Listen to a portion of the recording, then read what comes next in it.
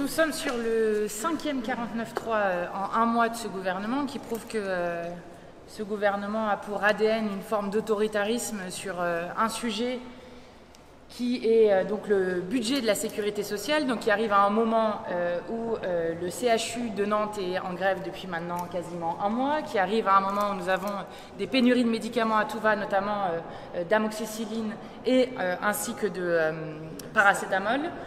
Ça arrive dans un moment où à Nevers, on fait venir des médecins par avion puisqu'il n'y a plus assez de médecins sur place.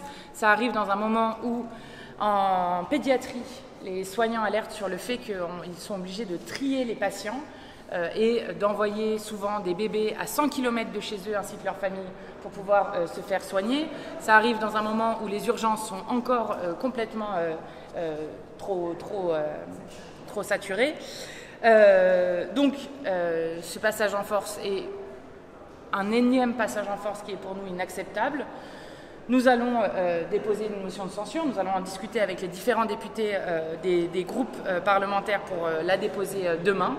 Redire que nous n'acceptons pas que ces débats soient écourtés. Je tiens quand même à signaler l'ironie de la chose, puisque quand nous avons déposé une motion de rejet du texte, on nous a accusé de ne pas vouloir discuter des amendements par la suite, pour que ensuite, 2 heures après, arrive Madame 49.3 pour arriver avec cet énième 49.3. Vous l'avez remarqué, ça arrive aussi dans un moment où le gouvernement a annoncé 500 millions supplémentaires. 500 millions supplémentaires qui sont évidemment rien du tout, une cacahuète par rapport à ce que nous demandions, qui ne couvrira même pas les coûts qui sont en train d'exploser, qui évidemment ne permet pas ni de l'investissement, ni de la nouvelle embauche de soignants et qui correspond à ce que demande le FMI, c'est-à-dire d'arrêter avec le quoi qu'il en coûte. Donc c'est un budget qui répond aux demandes du FMI.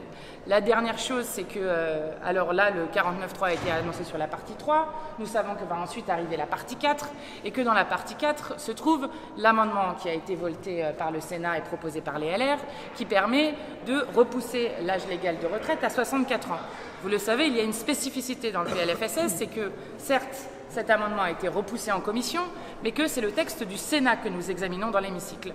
Et donc nous serons particulièrement vigilants au fait que par 49.3, ce gouvernement ne puisse pas réintroduire cette question des retraites de manière là aussi complètement antidémocratique. Bref, nous sommes quelque peu désespérés de la manière dont ce gouvernement piétine ce Parlement sans aucune trêve. 5,49.3 en un mois, il faut quand même se rendre compte de la violence que c'est, notamment sur un budget aussi important que celui de la sécurité sociale.